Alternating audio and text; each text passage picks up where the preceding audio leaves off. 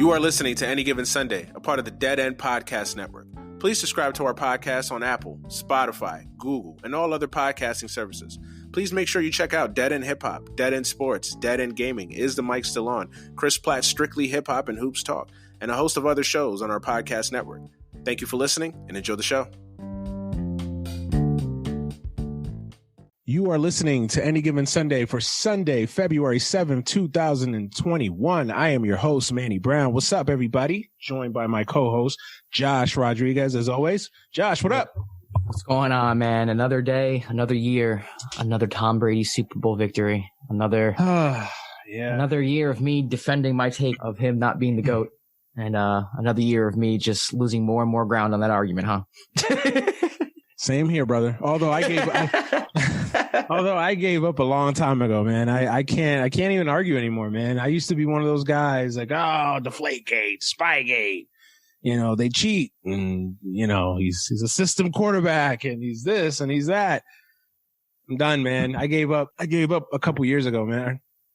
Actually, a few years ago. The guy's just he's unbelievable. He's one of the best ever. The guy's just, you know, he's just that dude, man. You know, he's just that dude. It's hard to. I'm sure we'll get into it because I know we're on complete opposite sides on the whole Brady discussion. But we'll definitely get into it.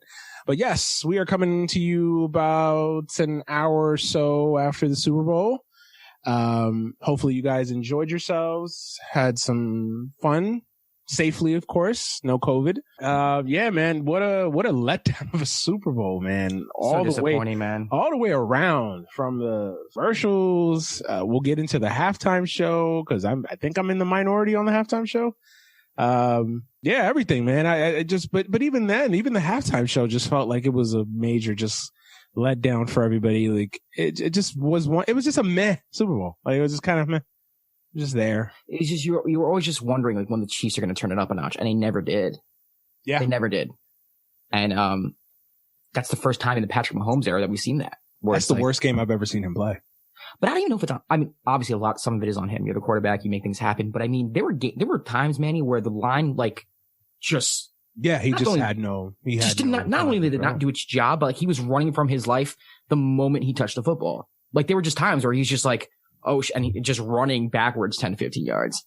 You know, we can question but he didn't look good. Because I'm not saying he had because there's times where because obviously he's not the first quarterback to face pressure. He's not the first quarterback to have a bad offensive line performance. Of course not. You know, I mean, there's been countless. I mean, I can make the argument Tom Brady has won a couple Super Bowls with a subpar offensive line.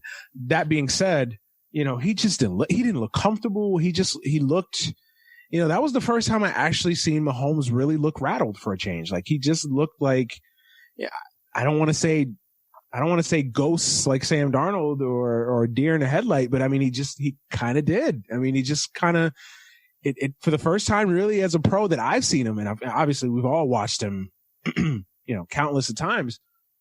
He really looked rattled. He looked like, what the fuck? Like, what is going on? Like, this is not.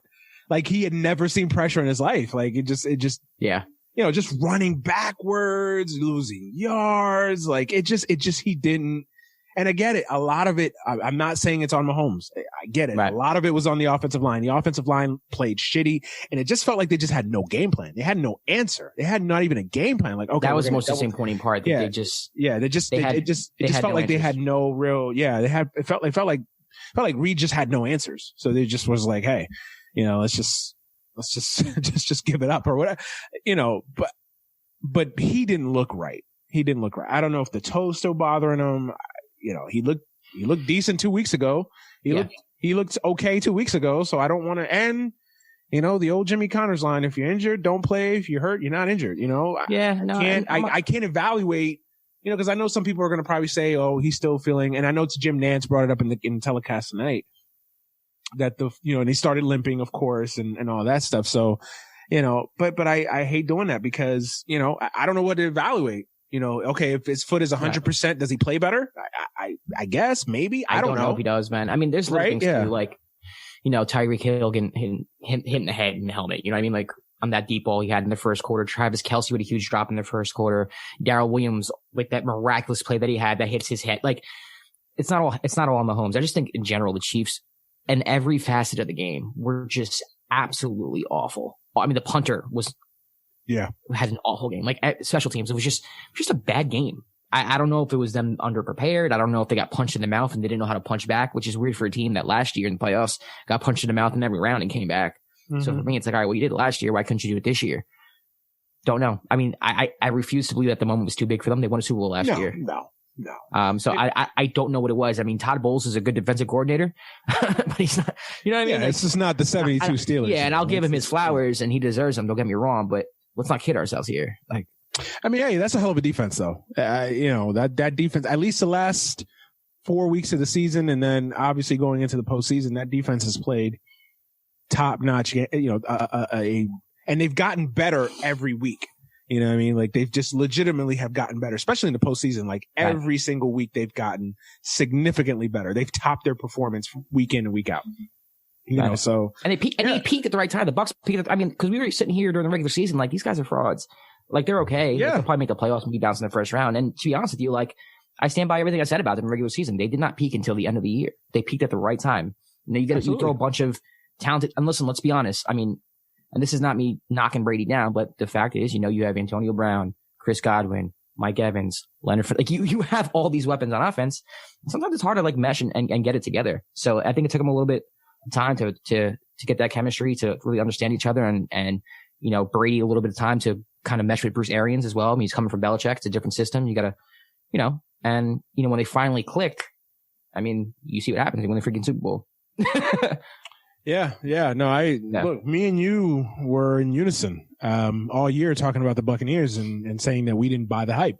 That they look good against the also-rans of the league, but they hadn't beaten the Saints all year. They really didn't look that impressive. The Chiefs embarrassed them, man. I mean, the score of that game was closer than that game was. They blew them out. Right. And remember they had that even the game that they won in the Meadowlands on Monday Night Football against the Giants, they didn't really look. I mean, it was more on the Giants than the Buccaneers. Like I wasn't really that impressed with the Buccaneers. So yeah, look, I'm with you. Saints killed them. Dominated them twice. Yep. Dominated them twice. So it's crazy. Yeah, but hey, give them credit. Let's start off the show again.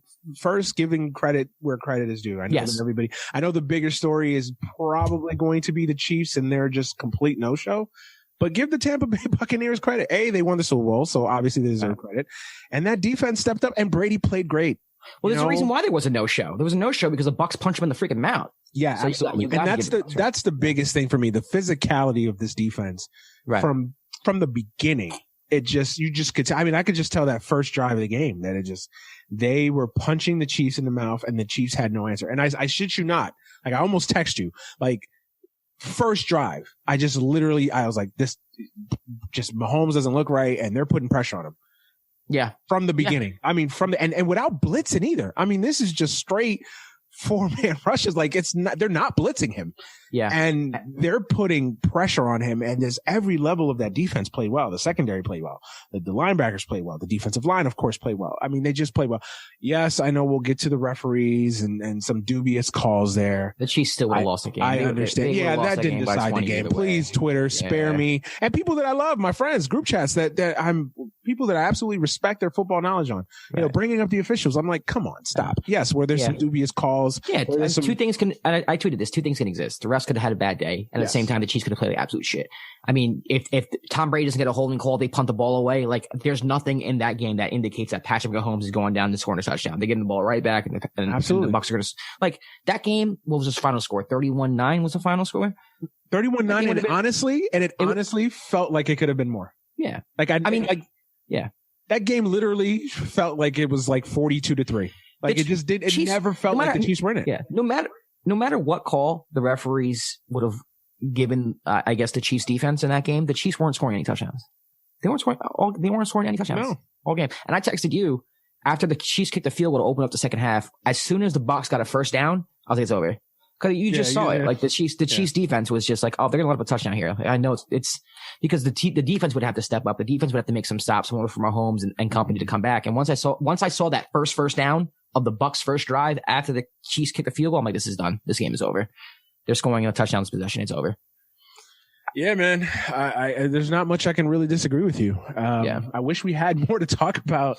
This kind of feels like the post-game show I did, 2 years. I'm losing track of time. Sorry. 2 years ago, Rams Patriots. Rams Patriots. Yeah, where it was just kind of like, I swear it was just me and Justin drunk shitting on like the commercials because there's nothing else to really, this was just such. What else do you say? There's nothing else to say. It was just such a one-sided game that I don't know what else to really break down. We'll definitely get into the Chiefs, but right. There's not much to say. Again, the officiating, some dubious calls. Some of the pass interferences were a little questionable. Let's just say that. But still, I don't think the refs had a good game at all. It didn't decide the game. You're right. Exactly. It does. And listen, I hate when people. This is a pet peeve of mine too. When people say that refs don't determine outcomes of the game. Sometimes they do. Like, let's be honest. Absolutely. 1,000. This is not one of those games, though. This is not a game. No. You can't convince me, no matter if the refs got every call this game, that it would have been differently. The Chiefs didn't score. Name me one part of the Chiefs that played well.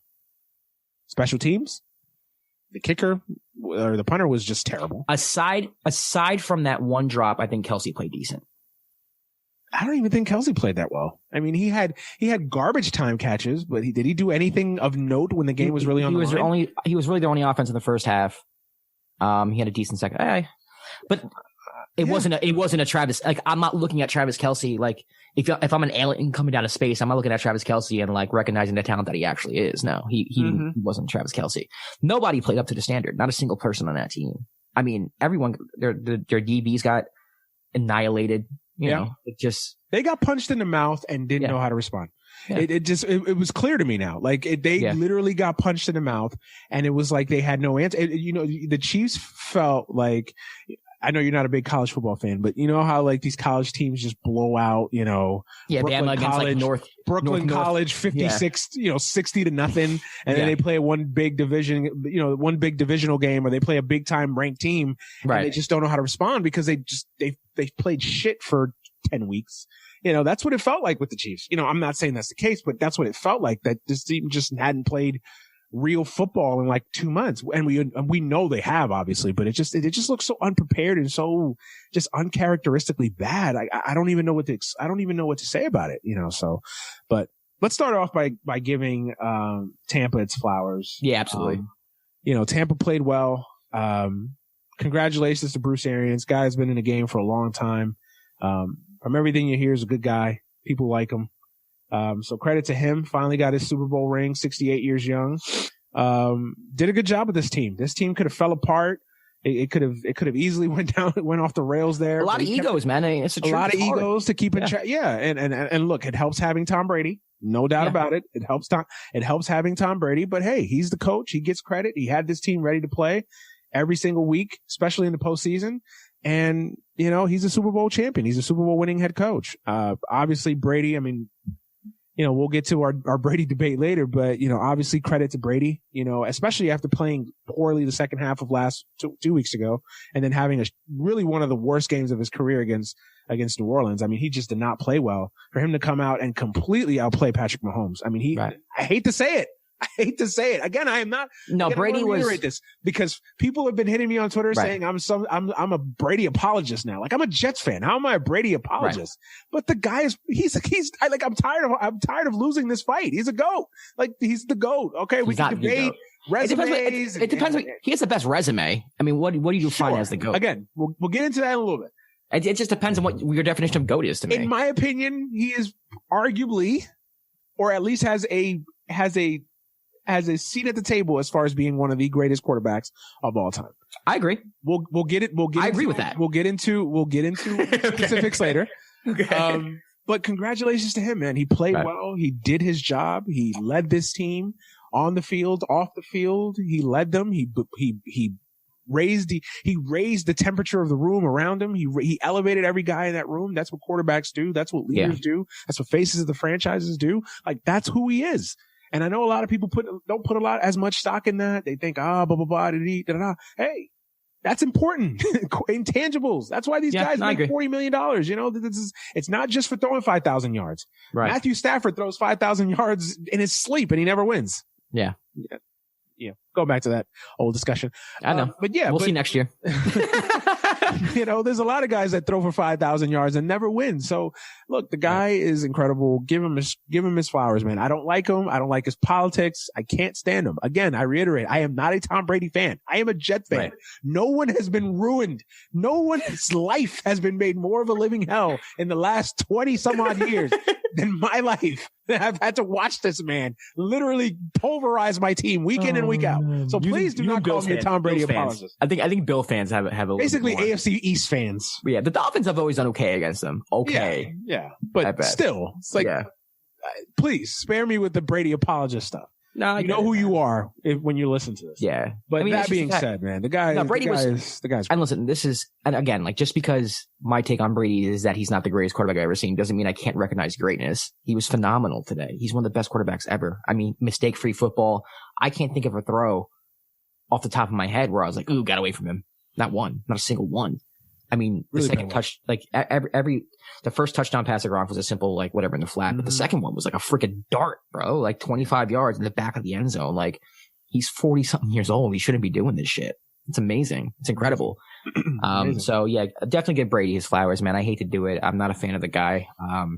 There's not an athlete I loathe more right now in sports than Tom Brady. I don't know what it is about him. He just always rubbed me the wrong way.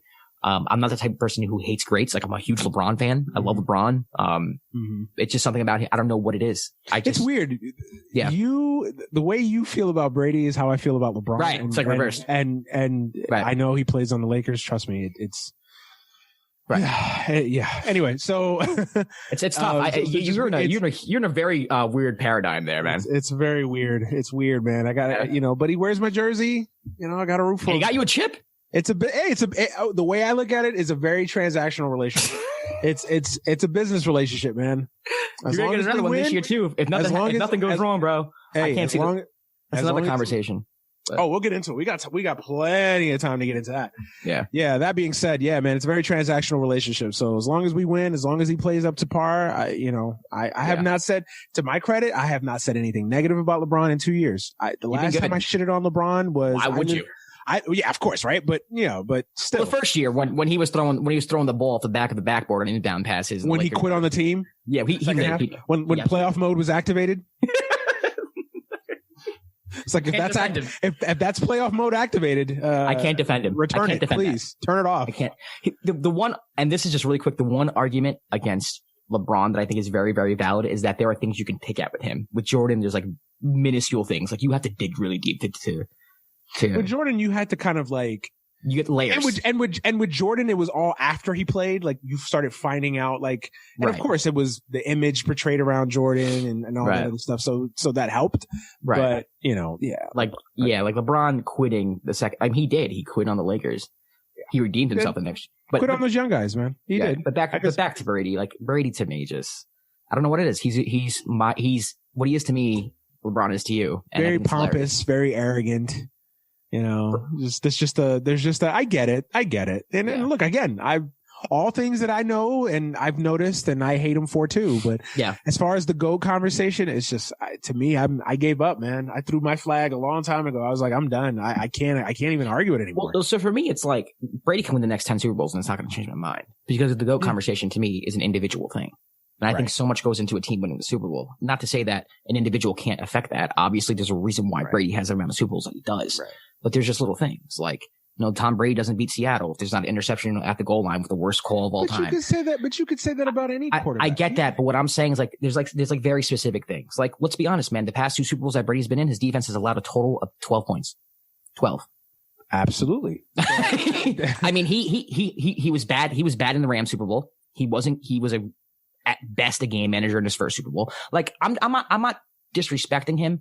My thing is, it's like, especially after the Green Bay game where he threw 3 interceptions in the second half, after the game was over and the Bucs won, everyone's like, oh, Brady this, Brady that. Right. It's like, it's like, come on, man. Like, but that's to be, like, what I tell everybody, it's like, that's to be expected, right? Like that, of course it's going to be that. Like, LeBron could literally play like shit and the Lakers win. It's, LeBron. I don't know, man. Like, I don't think so. Even LeBron, no. We've never seen anybody the Lakers can't win Game 7 of a Western Conference Finals with LeBron having 10 points, 8 turnovers, 6 assists, and 5 rebounds, and people like, LeBron's the GOAT going to another finals. There's a strong segment of the media that worships the ground LeBron walks on. Stop, yes. Josh. Like, yes. you know it to be true. You know it to be true. Brady having 3 interceptions in the NFC Championship game is probably the equivalent of Bron. What's the equivalent of that? LeBron having a suspect triple double and everybody acting like it's the greatest thing ever. No, I would even say triple double. Brady was awful, bro. I remember LeBron had like the most meaningless, like the Mavs series. Like honestly, like the most stat patty, like the most insignificant triple double. I know insignificant triple doubles. How could that be? But yes, it is possible. Where it's that's Russell Westbrook. Yeah. I've literally seen LeBron have like one of those like insignificant, like barely recognizable triple doubles, like. Huh? Like he has a triple double just by sheer talent, just by God-given ability. He has a triple double, right? And it was like, oh my God, well, LeBron, he did everything. I'm like, LeBron didn't play well. Yes, his stats look good, but again, you can't look at the stats. You can't always. The problem I've always had with a lot of sports fans, and I'm not saying you're doing this or people, I'm just in general, is like people let stats determine a narrative. Like they look at stats and they say, oh, and I'm not saying that stats don't count. They should matter. Obviously, it's statistical analysis. You have to look at the stats and they paint a story, but it can't just tell you everything, right? Especially, and I believe this in basketball specifically because I know in anything, right? But but specifically in basketball and in baseball to a sense, right? Because a lot of people look at stats and they say like, oh yeah, this guy had 25 points, but it's like, what was the score of the game? How many shots did he take? How many shots did he take? What were the circumstances that these 25 points came in? Like I've told the story many a times. I've seen dudes have 35 points and it be an empty 35 points. And the greatest games I've ever seen, I've seen Carmelo Anthony. Sorry. Had to get that in. I still haven't forgotten. I haven't forgotten your Jokic Melo thing from the dime, but not this week. Not this week. We'll save that in the chamber for next week. You got to come on the dime soon. I gotta get you on. Oh yeah. Anytime, man. You just say the name. You just say the word. I'm there. That being said, look, I've seen like the greatest, some of the best games I've seen guys just score 25 points, but they impacted the game in so many different levels. Right. They hit clutch shots. They hit their free throws. They were active defensively. They made little intangible plays. So like, that's what I'm trying to say. Like stats don't tell a whole story, right? Yeah. And it's like some people just focus on stats. Like, oh, this guy threw for 400 yards, but it's like, yeah, like Kelsey tonight. I didn't even look at Kelsey's final stats. I'm sure Kelsey had a pretty good statistical 120 game. Yards, like 10 for 120 or something like that. Yeah. I honestly, I don't remember any of those 120 yards. There was nothing significant about him. I don't remember a big catch that he made. I don't remember he fought for a first down. Again, a lot of that was the score. A lot of that was, it's not all to his detriment or to his credit or to his blame. He had a huge drop on top of it. He had a huge drop. So again, that skews it a little bit because everybody's going to point to, he had 120 yards catching and 10 receptions. But it's like, were really a hollow, empty garbage time, 120 yards. So, that's fair. That's again, long-winded answer, but it's like that. I guess I just want people to really focus on this, the context around the situation. It's with anything. Like I tell people this all the time. There's anecdotes, there's stats, and there's studies. With sports, we don't have studies. It's up to us to kind of analyze everything. That's the problem. Stats only tell the story. We don't have studies. We have studies on climate change. We have studies on gun violence. We have studies on these types, but it's sports. So we're not going to have studies on sports. So it's up to us to do that. We can only use those stats, but the problem is people just use stats to fit a narrative. I look at sports like religion sometimes, and people can read the same book. 30 people can read the same damn Old Testament and have a different translation of it. Different translation, different interpretation of what is being told. Right. It's the same thing with sports. Like you can interpret the stats however you want to frame however narrative you want to say. Yeah, and you can frame, and that's what Brady. I think that's what's so interesting about Brady's career is that so many things have happened. There's so many significant things that have happened in Brady's career. I mean, you have the Tuck rule, you have the Flakegate, you have the interception at the goal. Has he been lucky? Absolutely. Has he been extremely lucky? Yes. He's been unlucky too. Helmet catch. There's things that so I'm saying there's so many things with Brady. That's what makes him so interesting to me. You know what I mean?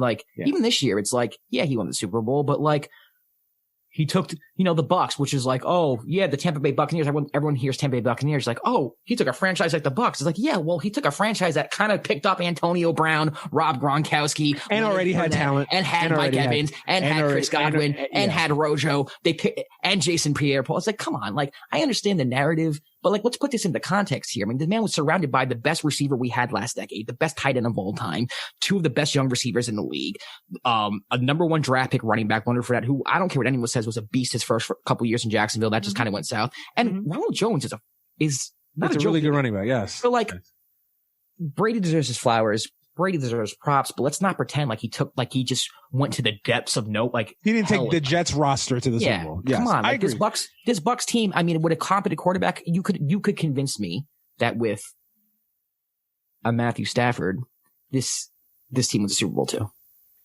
You and Matthew Stafford, Jesus Christ. Anyway, no, I absolutely agree. Look, does Brady get too much credit? But I would argue a lot of superstars get too much credit and too much blame in situations. Like, that's just sports. Is it fair? Yeah. No, but that's the reason why these guys make $40 million and $50 million. Eli Manning is probably, if you were to list all the quarterbacks in NFL history, Eli Manning is literally the mediocre. He's the median. He's the most average quarterback of all time, and he's going to go to the Hall of Fame because his team won 2 Super Bowls. Come from a Giants fan. I can't argue it. To me, Phillip Rivers has been the superior quarterback his entire career, but he didn't have, he didn't have that defense and that coach and that infrastructure. And he's a little bit of a jerk. And he's a jerk. That too. But I mean, that doesn't impact on the field as far as the people who vote in. But I get your saying. That's what I'm saying. But yeah, it's like you put Phillip Rivers, like I just, again, and I'm a victim. I try to sound like I'm high and mighty. I'm a victim of it too, of course. I've done it. I've done it in situations where I try to prove a point. Look, it's easy to say, you take Tom Brady out of there and you put Aaron Rodgers, they still would have won. Can I say that? I don't know, because Aaron Rodgers is at a pretty damn good team. And it's not like Aaron Rodgers has been playing with a bunch of scrubs in Green Bay, and he's only got 1 championship. So my point is, like, you can frame these narratives however you want to do it, right? Like you could say, take Tom Brady from the Patriots and put, Big Ben there. They'd still win. Yeah, maybe. Right. But we don't know. Like, a lot of things happen. Big Ben gets hurt. He makes a crucial mistake that maybe Tom Brady doesn't make. Like, there's a lot of things that can happen. Yeah, you only can go by what happened, what reality is. That's the only thing we can go by. Right. Because everybody likes to think that, you swap those players out and put one in, everything happens the same exact way when we don't know that, right? Yeah. I think the one underrated thing about Brady is that he doesn't really make mistakes.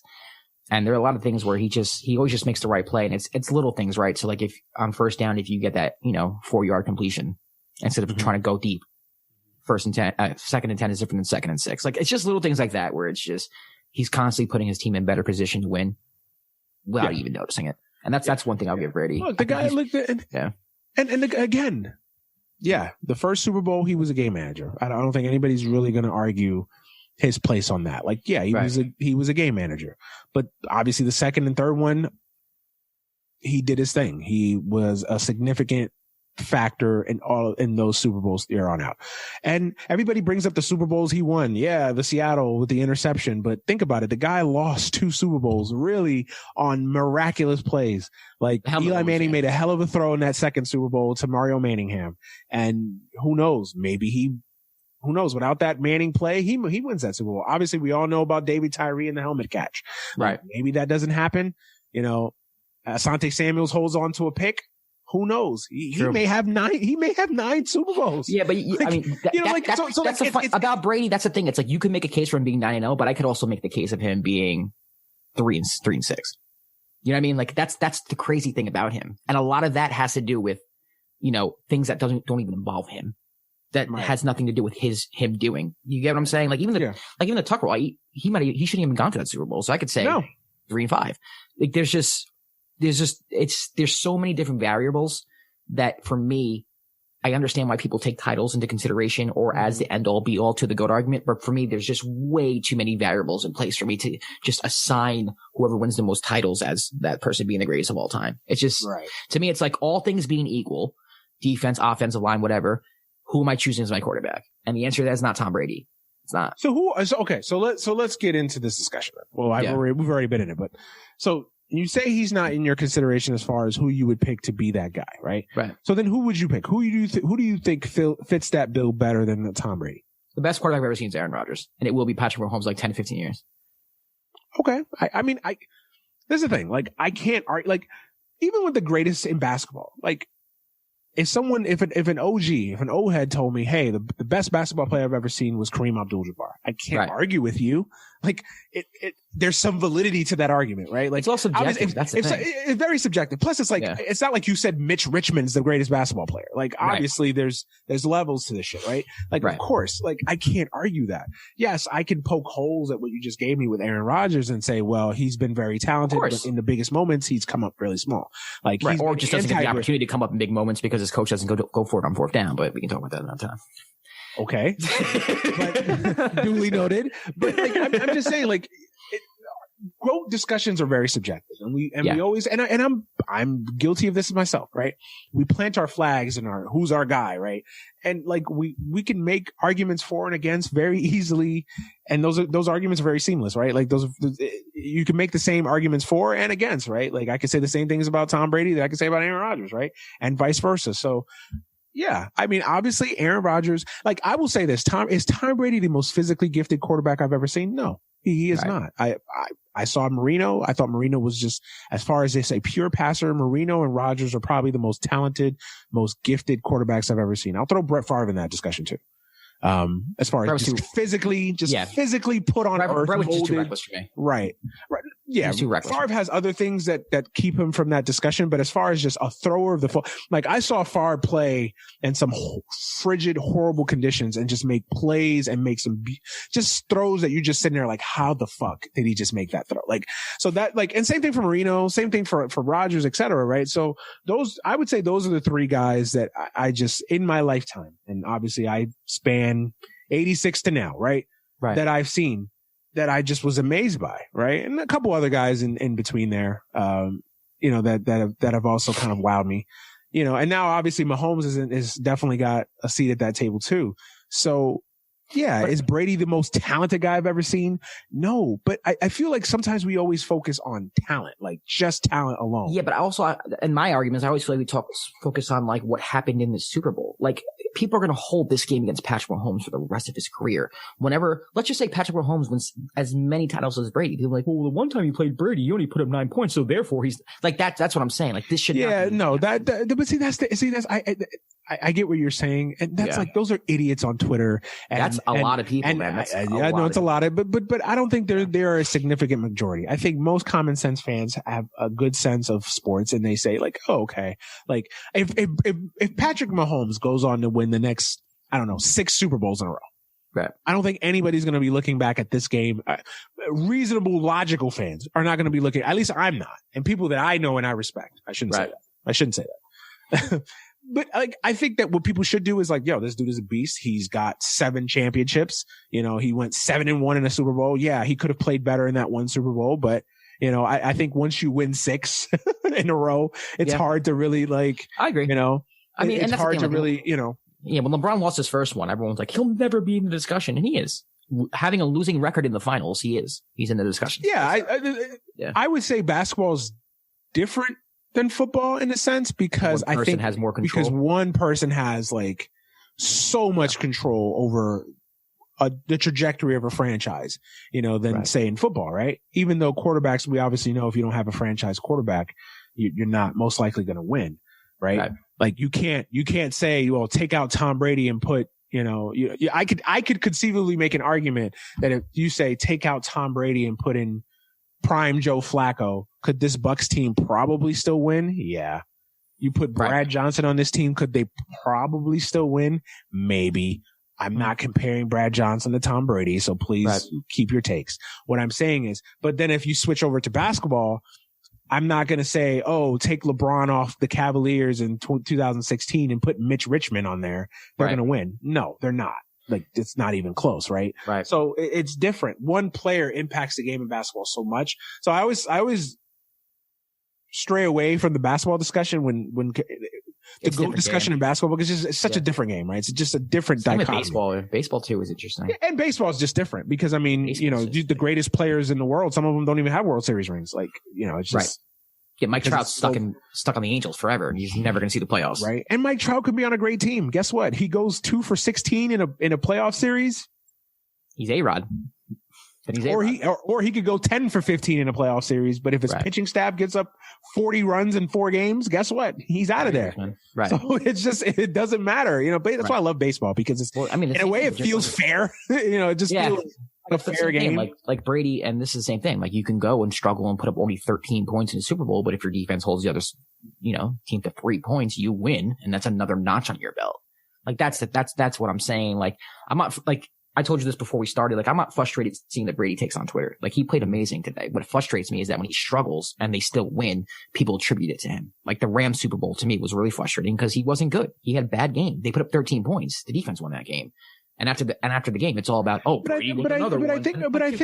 think you're not wrong. But what I think is,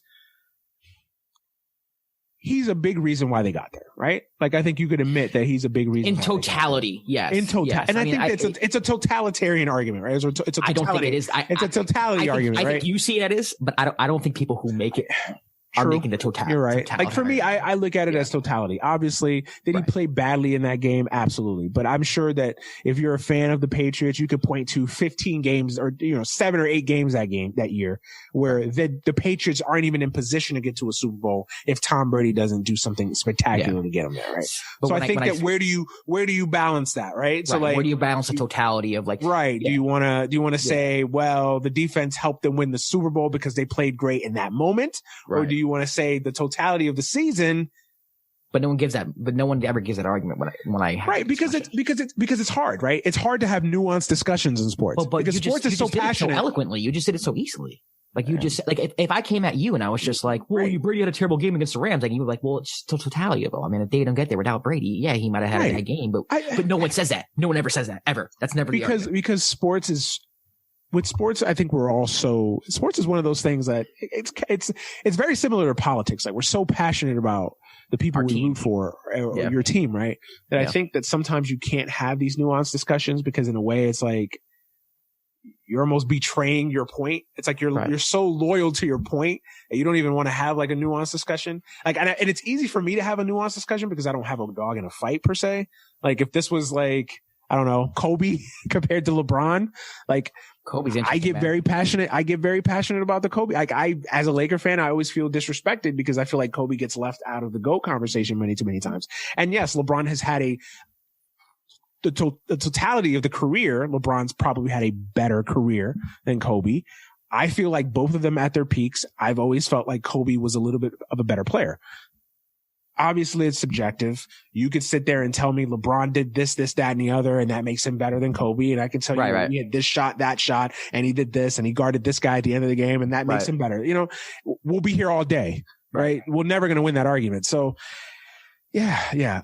Look, the Brady thing is very interesting. I think he's the GOAT. I think he's the greatest quarterback of all time. I think 10 Super Bowls, 7 wins, it speaks for itself. Yes. Did he play great in every Super Bowl? No. Right. Obviously, no. Did he play flawlessly in every game? No. Did he play like shit in some of those games and he still won? Yes. I also say he played great. That first Giants Super Bowl, he played great in, and he lost. It wasn't his. He played great because he got beat up, and he still had that team in position to win. Should have won that game. He didn't. Okay. The second Brady Super Bowl, the second Giants Super Bowl. He was fine in both, but I think he played better in the first Super Bowl than the second Super Bowl. In the second Super Bowl, he didn't play well. There were stretches in that game where he just didn't make plays. He's had his ups. He's had some really good. To me, this was his best Super Bowl, which is crazy. I mean, Seattle was good. I would say Seattle was good. The fourth quarter of the Seattle game was good. Was amazing. And Eagles, even though they lost that game, he was really good in the Eagle game. I would say the Carolina game. That was his best Super Bowl. That game, I would have to watch again. From what I remember, and that's Jesus, almost 20 years. The second half, the only thing I remember about that game was that almost 20 years ago now? God almighty. It was a snooze fest. It was a snooze fest at first, and the second half. And then it just blew up, right? Yeah. Jake Delhomme. Yeah. From what I remember, he played really well in that game. So I'd have to go back. From what I remember, he really played really well in that game. So yeah, look, it's subjective. It really is. Sure. And honestly, look, Montana was a little bit before my time, so I always kind of reserve judgment on Montana because I caught the back end of Montana. I caught, early 90s, basically his last few games that I remember. I basically remember Montana more with Kansas City than I do with San Francisco. Obviously, I've gone back and I've seen highlights and I've watched. Yeah, I've never seen, actually, every time I've seen Montana play was with Kansas City. I've never seen him play. Right. I never saw him. I'm trying to even think if I ever saw him in real time with San Francisco. I don't remember. Like the guy in San Francisco for me was Steve Young. So, but obviously I've gone back. I've studied the game. I've watched old Super Bowl highlights. Obviously it was great. And I'm sure that I can find a Super Bowl that Montana wasn't, the greatest guy on the field. Obviously, right? I'm sure that Montana missed a throw in a Super Bowl, or he missed a couple throws that he probably could have, taken back. Like, are we going to sit there and say, take away his 4 rings? He doesn't deserve them. Like, Brady deserves his rings. I'm not saying he doesn't deserve them. I'm just saying there's context with every single ring and with every loss, to be fair. There's context. Do you think that a lot of the trepidation with Brady, as far as crowning him the GOAT, Spygate and Deflategate? I think people who just want to hate him. Yeah. I mean, I'm someone who, like I said, I'm not shy with my dislike with Brady, but I don't use that in the argument.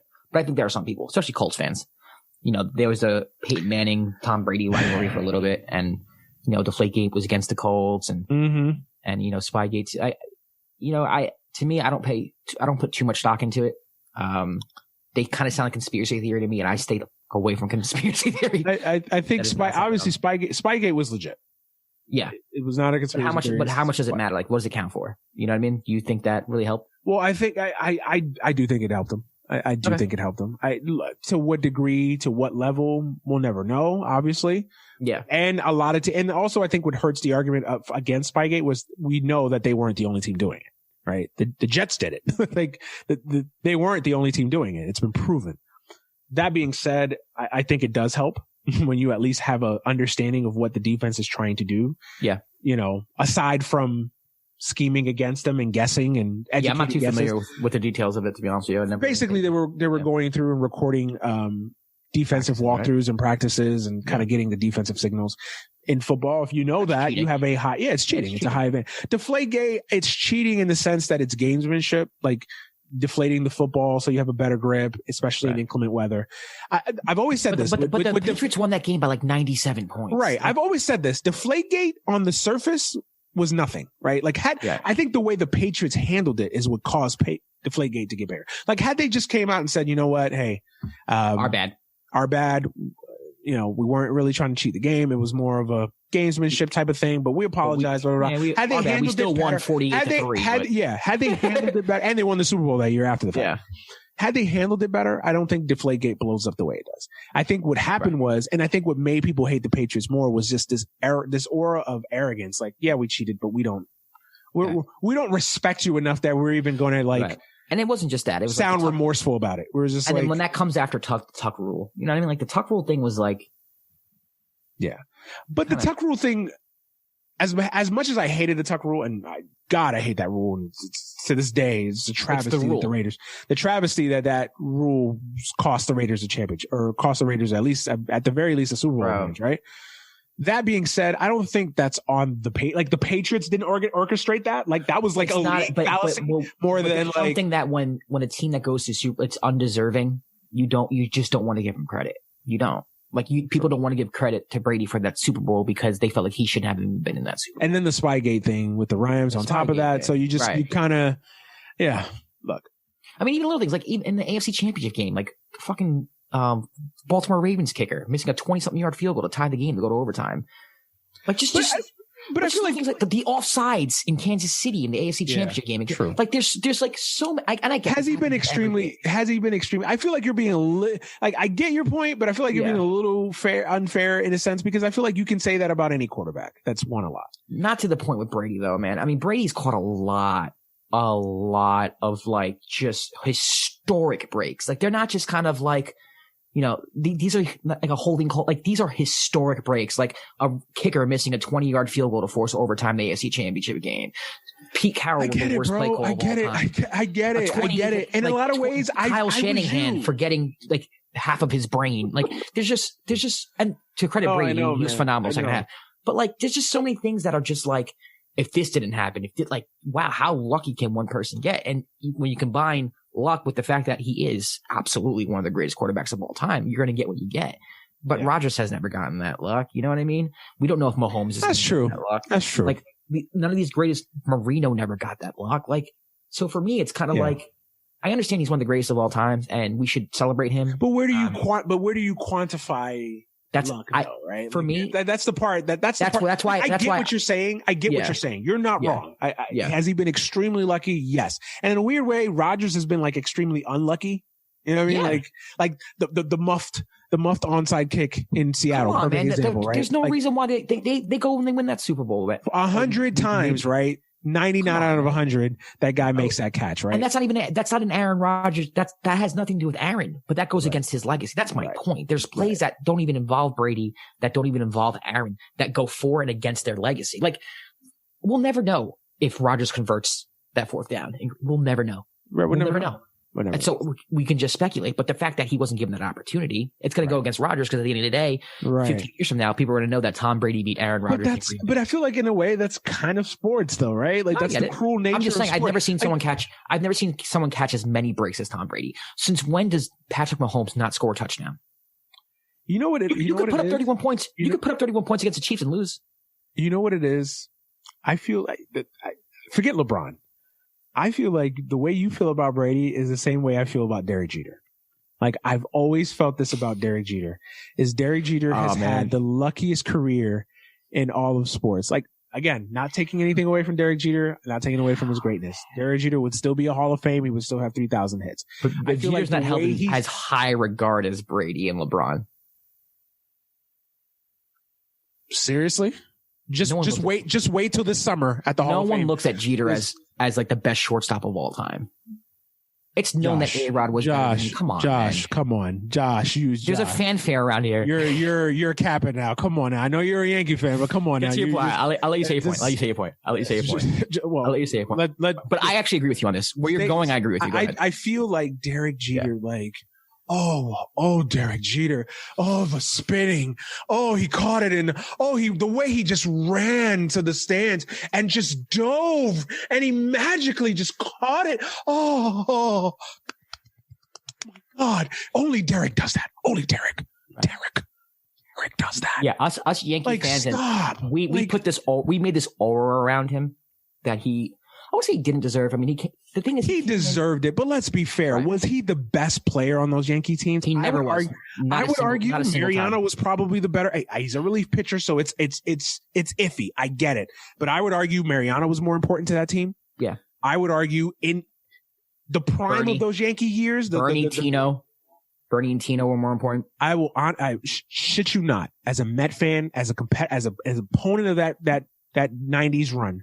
Yeah. I feared Bernie and Paul O'Neill way more than I feared Derek Jeter. That's not to say I don't respect Derek Jeter. That's not to say that Derek Jeter didn't come up clutch or that he wasn't a great player. But he was fantastic. And then he dated Mariah and Derek's never been in trouble. Oh. He's a jerk. Derek. He's pompous. Stop it already. Let's be honest. In their primes, Nomar was a better shortstop. Nomar was 10 times the player Derek Jeter was. He's a better hitter, hit for more power. Like Derek, I wouldn't say he's a better hitter. Comparable hitter. Pretty much the same. A-Rod was head and shoulders above better than steroids had a lot to do do with that, okay, whatever. No, man, even before that. Okay, even A-Rod in Seattle was just... But there's also rumors that A-Rod's been doing steroids since high school. But, whatever. Sheesh. Yeah. Yeah, Miami, man. But even later in the game, like the Tulowitzkis, when Tulowitzki was in his prime, he was better than Jeter. Like, just like... I wouldn't say that. I wouldn't go that far with Tulowitzki. I wouldn't go that far. I feel like his... But I'm just saying that there's a plethora of shortstops throughout time that, like, in the past 2 decades, like, you can actually put up in their prime were better than Jeter in his prime. Jeter in his prime was what, like 314, 20-something home runs, 90-something RBIs? He only drove in 100 RBIs one time in his career. Like, no, and it sounds like we're shitting on Derek. Look, Derek Jeter is a great player. He's a great, like, I've always said this. If Derek Jeter played in Kansas City, he'd be Robin Yount. Robin Yount is great. And this is not disrespecting Robin Yount. Like, Rockin' Robin was amazing. But he's not looked at in that, like, I feel like a lot of Yankee fans, like literally Babe Ruth, Joe DiMaggio, Willie Mays, Derek Jeter.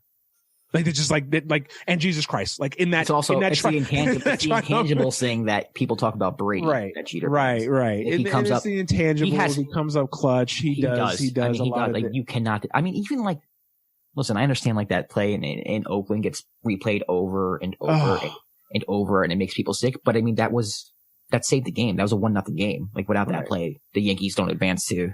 But I feel like a lot of the Derek Jeter thing is kind of like the Tom Brady thing, right? Like I feel like Tom Brady in a lot of ways is the Derek Jeter of football. It's like he's had this amazing career. He's been in the right place, right time. Now I think what hurts the Tom Brady haters argument is that he went to Tampa and he's, like it or not, he's won a championship outside. Yeah, but he was also like I get what you're saying. I got the best receiver of the decade. He had a lot of talent. Ever. Like, I get it. He has it. He didn't go out there with me and you at wide receiver. Like right. He's gone out there with an all-pro or at least a borderline all-pro Mike Evans and like other really good future Hall other Famers. Really good wide receivers and players. 1, 2, 3. You can argue this at least 3 future Hall. I think Mike Evans on offense. Yes, yeah. Mike Evans if he keeps up at that track. Yes. Yep. Antonio Brown before he went psychotic. Gronk was definitely a Hall of Famer. Obviously Gronk. Maybe Fournette. Nah. No, Fournette still has no. Okay, I'm pushing it. I'm pushing it. Yeah, JPP on the I mean, and then the defense as well has something to do with Sue on defense. Sue. Yeah. Sue, arguably. He's he's gonna be a borderline Hall of Famer. Yeah. I don't know about JPP, but you know what I mean? Like at least on offense, he's got 3 legitimate cases for Hall of Famers. Yeah. So I get that. I'm not trying to forget that. I'm just saying that he went to another franchise and won. Like, it was difficult. What he did deserves to be respected, commended, applauded. It's absolutely, no matter where you go, it's hard to do. Yeah.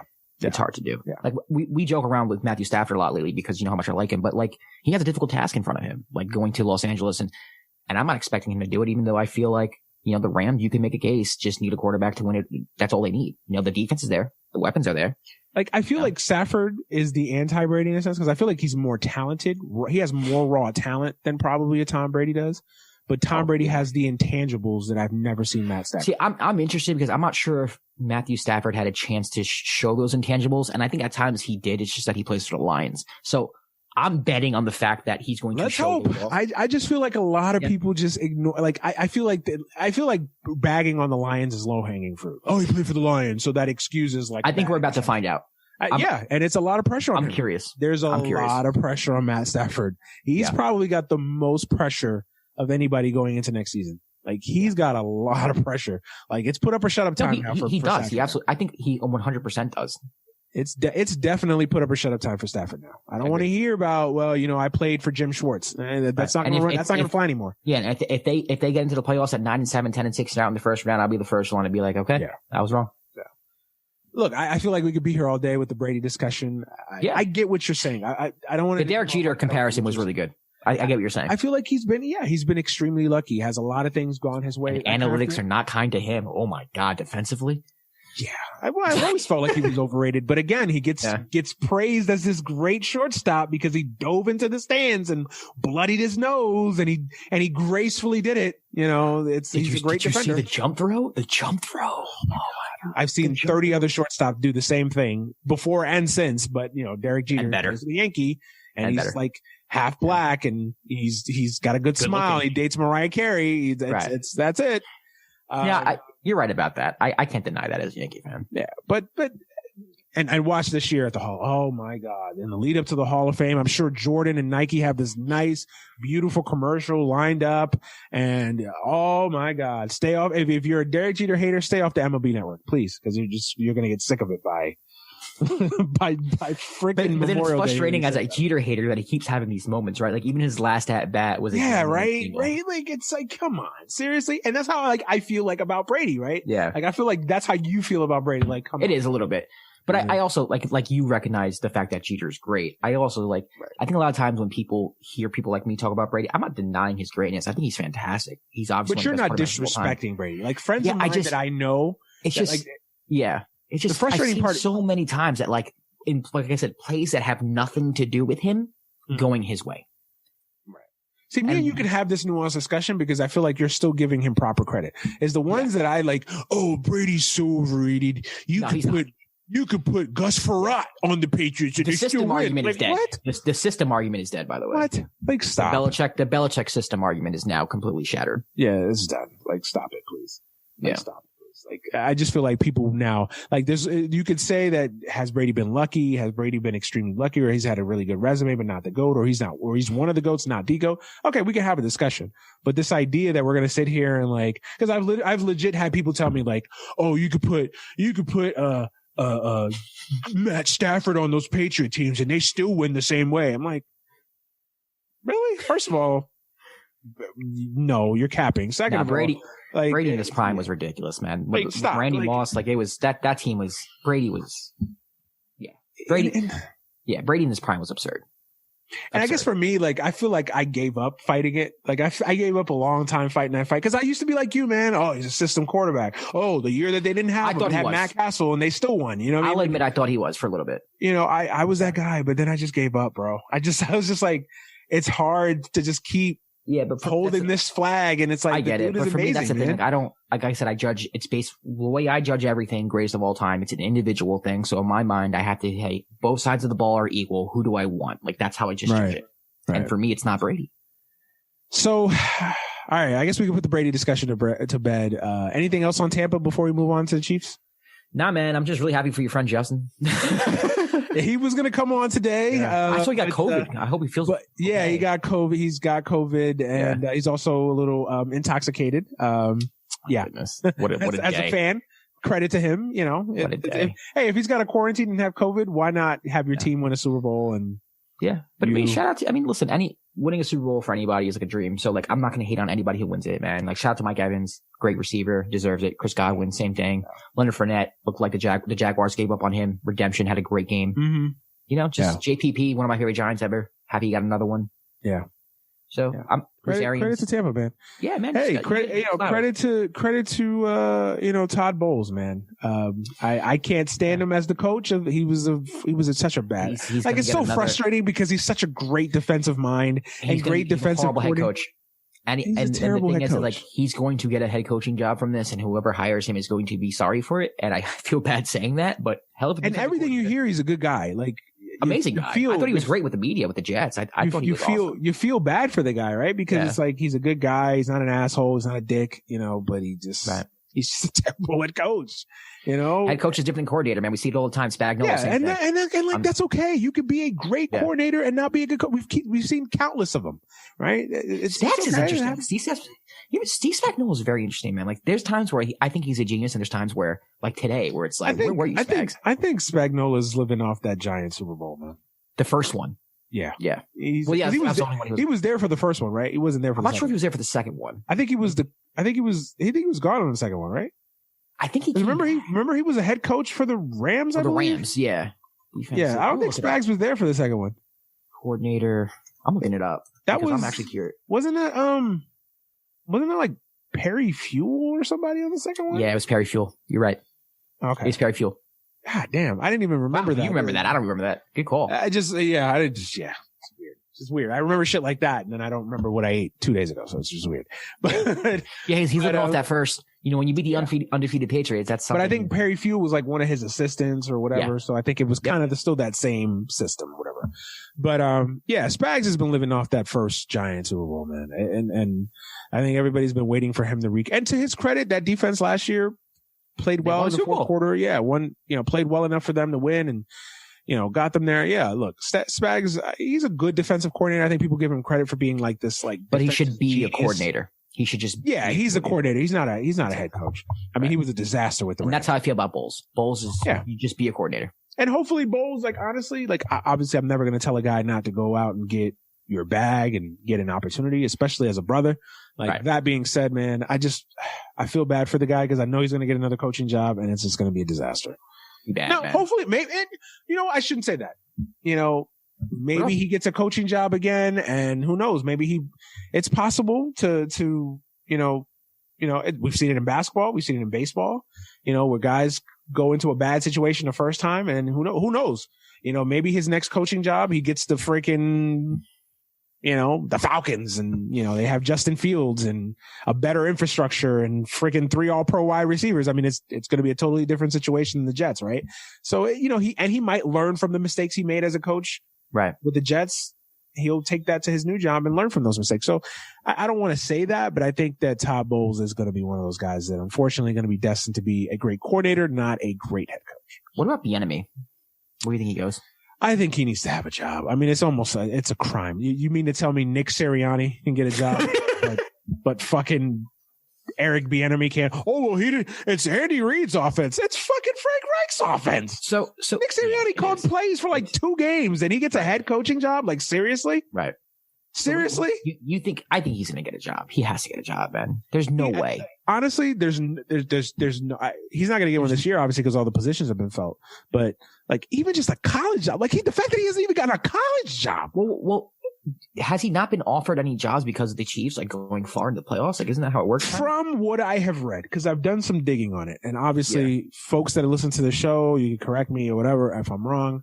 From what I have dug into, obviously you've heard the whole he's a bad interview, or the crumbs that have been laid out there that maybe he's a bad interview. I don't buy that one. Which you never hear, by the way. You never hear from a white coach. I'll just be honest. Right. You never hear that shit from a white coach. You cannot convince me that Adam Gase was a good interview twice. Like, really? Listen. And the guy the Eagles just hired, did you just hear him speak? What's the name? You just said his name. I didn't hear him, but I heard the Come on. the like press stop. Like, you can tell when someone's like, you articulate, you're eloquent, like you can just. And it doesn't, and to be fair, it doesn't, like, you could be a shitty public speaker. That doesn't make you a bad head coach. Like, Belichick is horrible on the mic. Yeah, but I've never heard, and this thing, I'm someone coach. Like, as like social justice warrior-y as I am, I actually don't really pull the race card too often at all. Like, I do. Because I don't. You have to be, when you pull it, you have to be. Yes, sure. I agree. Like, I agree. Like, I think that too many people are willing to throw. I think. Yeah. Do I think there's inherent biases in NFL hiring practices? Absolutely. I think that there is a race issue. Because I don't think I've ever heard like a white guy being like, "Oh, he's a bad interviewer." There isn't. I think in sports, I think that there is and I'm not trying to touch on this too much because I do want to say we got a lot of shows to fill in the next few weeks, obviously. So I do want to have a deep layered discussion with you about this because I do think that the NFL does have a race issue with it regards to coaching, GMs, ownership. Like, I do think there is an issue. And I think we don't want to admit that there is an issue, but there is an issue. Because you can't tell me. We want to. I'm not saying you, but I'm just saying, like, there's people in the media that don't, like, they kind of want to touch around it, but don't actually want to get into the weeds. Like, there's an issue. Like, you cannot tell me that Eric Bieniemy isn't deserving of a job. And I'm not saying Eric Bieniemy is going to go out there and be Vince Lombardi. I'm not saying that. I'm just saying that he deserves to have a chance. He deserves a chance to fail. Absolutely. If you can sit there and tell me Nick Sirianni can get a job, or that Dan Campbell can get a job, or that Adam Gase can get 2 jobs, can literally fleece 2 organizations, then Eric Bieniemy should have a job. And I said if Zach Taylor can get a job, Eric Bieniemy can get a job. Right. Come on, man. This man is the offensive coordinator, the most high-powered offense we've probably ever seen. Zach Taylor shared a latte with freaking Sean McVay, and he gets a job. Like, Sean McVay's like 2nd grade substitute college intern teacher got a friggin' NFL job because he knew Sean McVay, but Eric Bieniemy can't. Like, how the fuck does that work? And then a lot of people just confuse, like, they don't understand that nepotism and, racial equality, like, it's intersected. It's the same thing. Yes. Like, you know what I mean? It's the same thing. Like, McVay, as good as a coach as he is, or Zach, whatever. Yeah, maybe they didn't get the job specifically because they're white, but they got the job because they knew somebody and they were in the position to know somebody because and it helped. And it helped. Right. It's all intersection. It's all intersected. And I was going to say about Eric Bieniemy, I have done some digging, and apparently he has some things on his record that I think a lot of people are somewhat concerned about. I think there was like a allegation in Colorado when he was the offensive coordinator, or I think when he was a player, something like sexual misconduct or sexual assault. Really? You can Google it. Yeah, there's some other stuff that are on there. Again, take it for what that hasn't stopped. That hasn't stopped other coaches being hired in the past. I agree. That's where it falls apart for me. And I'm just throwing this out there. This is stuff that I have read because I had to look because not to say that I think that he should be hired if that's true. I don't want people taking. Yeah. Yes, I looked these things up. It doesn't.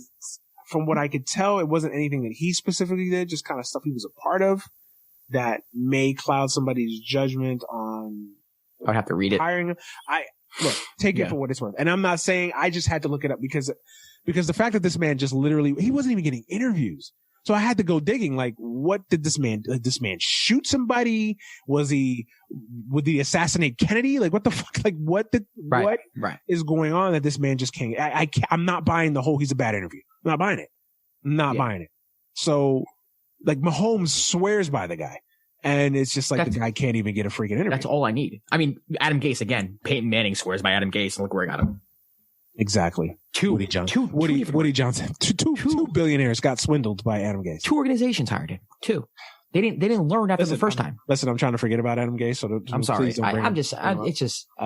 For me, it's just, to me, this is like just inherently obvious. It's something that's like not even like debatable for me. And then also, like, let's be honest, man, like, this sport is primarily black athletes. Same thing with NBA. Like, how does NBA, NFL, how do you not have more black coaches? Like, this sport is played and dominated by primarily black men. Let's just be honest. The fact we don't have black coaches or black GMs, hell, even black owners, like, it's just, you're going to tell me like that's not.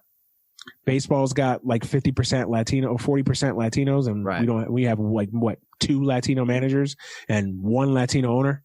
Right. Seriously? They're not qualified? You're going to tell me these people are not qualified Seriously? to do the thing that they're best at doing? Hey, man. There's got to be at least 15 Dominican managers in the MLB. You can't tell me. You can't tell me you can't find 15. If there is not a Martinez, a Rodriguez, a Gonzalez in every single MLB dugout, it's a travesty. Hey, because they don't know Microsoft Excel and they don't have pretty little spreadsheets where it tells you that Scott Hatterberg is a great fucking first baseman because he walks a lot. Like, don't get me, but that goes to nepotism. Like, it's nepotism, and it's just ignorance, and it's ignorance at the end of the day too, right? I think a lot of people don't tie nepotism. They don't realize that it's intersected. You know what I mean? Like, and because and also I think a lot of people just think that racism is like, calling someone the N-word or, that's the biggest problem. They think that that's just racism. Like, no, like, there's subtle racism. There's overt racism. There's different layers to this shit. Like, there's not. When we say white supremacy, we're not talking about people running around the streets with a KKK hood on. That's not what we're saying. I think people hear the words white supremacy and it sounds because they have an image. Because like when you hear racism, right, they think like fucking Mississippi burning. Like, that's not what we're talking about. Right. That's an extreme case. But we're talking about the holistic approach, like the holistic view of racism, and it's more layered and it's more, it's just the systems that are in place that intrinsically, benefits white people and their superiority. And when you bring up white privilege, no, I'm not saying that every white person was privileged and born with a spoon in their mouth. It's more nuanced than that. I know you know this, but just people listening. But that's a discussion and the people who do get explained to that, they come around, but to me, there's a lot of people who just don't want to hear it. Because they don't want to hear it because they're just, that's a discussion for another day. I didn't want to get that deep in a post Super Bowl show. We always got it. Somehow. Bieniemy, I mean, I hope he gets a job, man. I hope he gets a job. It's about time. Let the guy get a job. I can't even give you. The league's on notice, man. Everyone's paying attention to where. Well, if next season's the year, if he doesn't get a job after that, I don't care what the Chiefs do. The Chiefs can go 5-11. I don't care. If he doesn't get a job, then like what? There's just no excuse for me. Like at that point, him being a bad interviewer is not gonna. It's not, or that he was not gonna cut it. He didn't report a sexual violation when he was a coach at Colorado, or like whatever it was that I read. Like it was very inconclusive, so I didn't even really like want to talk about it. But it was like, whatever they could be throwing out there as code for why whatever you throw out there, it's not worse than what Jim Jordan's gotten away with. Listen, if you can get voted into the U.S. Congress for being a fucking QAnon person, Eric Bieniemy can get a job. Let's just put it there. Yeah, if you can be Congress in this country, then you can be a head coach in this country. Let's just do. If Sandy Alderson can hire a pervert for a GM and a pervert for a fucking manager, hey, Eric Bieniemy can get a job. Let's just say it. Let's just be 100 about it. I hope he can do the things that he's accused of, though. I don't know what it is. I haven't read up on it, but yeah. Okay. Yeah. All right. So the Chiefs, man. I mean, I feel like we've already talked about the Chiefs, but I mean, it's just, man, are you just shocked that they were just this bad? Like, 1,000%. This is the worst they've looked in the whole Mahomes era, right? Like, this has just really been the worst that you could have given me like plus 1,500,000 odds that they weren't going to score a touchdown. I wouldn't have taken it. Like just. Like I don't think anybody expected this. I don't care how much of an expert you are. I just don't think anybody. I texted my roommate, because what we do, we place like little bets every Super Bowl, just like fun prop bets. And we're discussing how the game's going to go. And I literally said to him, he's like, I think the Chiefs start off slow today. And I said, no, man, I guarantee you they score on their first possession. Nope. Yeah.